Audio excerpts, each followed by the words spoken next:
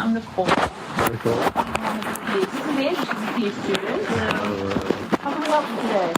Well, I was hoping to see a doctor, but it's no disrespect to you at all. Just want to make sure I'm taken. my needs are taken seriously.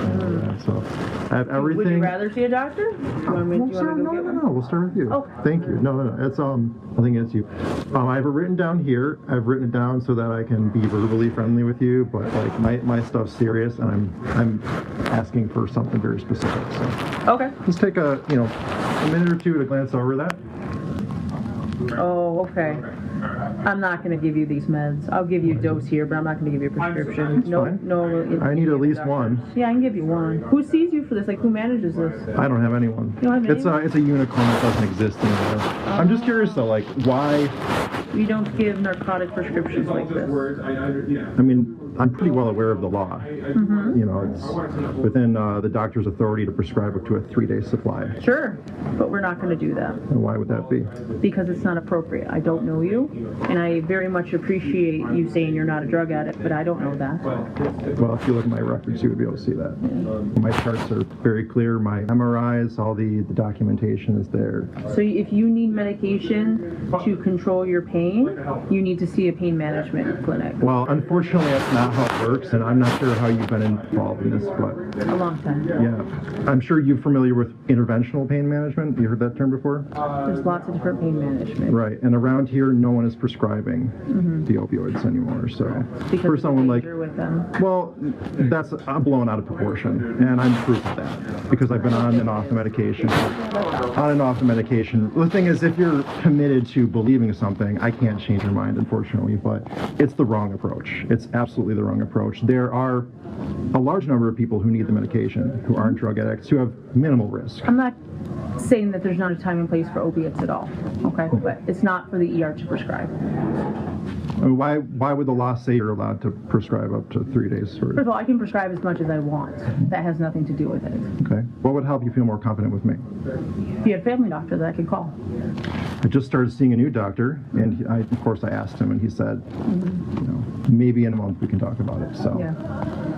I mean, I have a healthcare proxy who could advocate for me. Sure. I have other doctors who could advocate. I mean, my medical cannabis doctor, who's not licensed to prescribe opioids, she said if she was, she would absolutely help me out. I've seen her for over 3 years now, Dr. Malinowski. Did you do anything to exacerbate your back pain? I did. What'd you do? I just slept on it funny. Did you? I did, yeah, and I'm going through a move right now, so I'm like overworking myself. Sure. Moves are tough, actually. Yeah. So, yeah, it was about 36 hours ago, and I woke up and I said, this is pretty bad, but let's try to yoga, stretch. I still have baclofen, so I took a half baclofen. It cut my pain from a 10 down to like a 7. The baclofen did? Yeah. Okay. And I don't want to take the full 20 because I don't want to go back on the full 20 milligrams a day. I was dependent on it. I'm not, if you have allergic drugs, are highly dependent for me. So I'm like, I'm going to try to do this the safer way. I mean, I'm fully empathetic of you guys. I get the pressure. I get the DEA pressure, the politicians' pressure. But it's not only not fair, but it's not right. It's absolutely not right. This is why pain clinics and family doctors, this is their role. This is not our role. That is their role. I understand what you're saying. Yeah.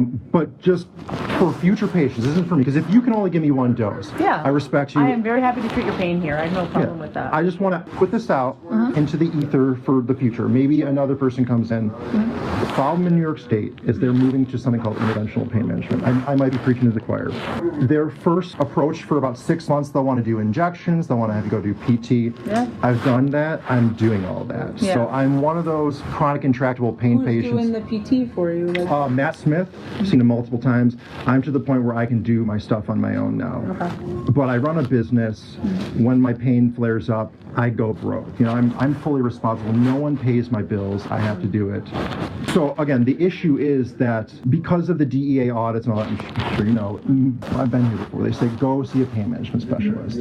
Totally get that. That initially was the right approach. No one's doing that. Yeah. It's a unicorn. Like you might think, and they might tell you in your training, we need to refer him out for a pain management specialist. The problem is, it actually doesn't exist anymore. Dr. Banzel doesn't do it. Dr. Wang doesn't do it. I mean, he wanted to take methadone. Methadone actually works great for some people in pain. It does, but that's for constant pain because it's a long-acting drug. It builds up in your body. Sure. I don't have that kind of pain. In fact, when I'm not in pain, I don't want to take anything at all. How often do you have flares? 3 months, 6 months. Every 3 to 6 months? Yeah. Can I see your back? What's your business? Oh. All business marketing. Got a lot of layers on, bud. Are you warm or Well, cold? I don't know. get cold easy, and with my injury, I can't really have my muscles be tight because it makes the pain so much worse. So it's on the left side near the scap. Up in here more? Yeah, right around there, Right a little higher. It's like under the scap, kind of. Yeah. All right. Do steroids work for you at all? Not really, and of course the side effects. Yeah, there are significant side effects. That is a discussion I have with patients. Yeah. So again, like what I'm trying to do right now is it's not about me. Yeah. I get the pressure. Mm-hmm. The pendulum has swung too far. It has, and the fiends have ruined it for people like me. I'm a professional. I know you don't have time to look at my history, but like I only come once every year and a half when I'm like really fucked up. Mm-hmm. My last prescription, I mean, I even have the bottle with me. I brought it just so that I could feel a little more confident advocating for myself. I've been on this medication for 8 years, with the exception of the last year and a half. So if you have, I'm happy to treat your pain here. If you want to hang out for a couple of hours until I can try and call your new family doctor's office, you're more than welcome to do that too. Would you be like advocating for me? Is that, I don't know. I would like to speak with them about follow-up and what their plan is for your pain. I would be grateful. At the same time, though, the longer I stay here, the more the pain gets Sure, worse. I understand. I'm a tall dude with a funky spine. Like, Yeah. So you want me to treat your pain here, and then call your I'm doctor in the grateful for morning? that. Even one dose, I have to be to work at 10. Yeah, I'll give you the open up dose. door, I have no so- problem giving you the dose here. You're That's cool. no problem. No problem. I appreciate that. Okay? Yeah. But other than that, like, I know this isn't, you have all this. This is not the first time you've had this barrier. So, Yeah, I know what is being thought about me, or not necessarily about me, but Yeah. I understand the concern. You want to be able to continue practicing. You don't want to get in trouble. Correct. You want to be able to help people. What I'm hoping and praying is that within 2 to 5 years, enough people like me will have advocated, and you'll change your mind. I'm not saying you're wrong. Just it's not a black and white. It's a gray area, and we've gone a little too in the dark because what's fentanyl coming over from China and protonitazine, isonitazine, all the new synthetic compounds coming over. I'm on top of it, so let me get your medicine ordered, okay? grateful for you. Nice Thank to you. meet you. Nice to meet you as well. Excuse me. Why is excuse yes why is this yes? Well, it's none of his business. Advocate, brother.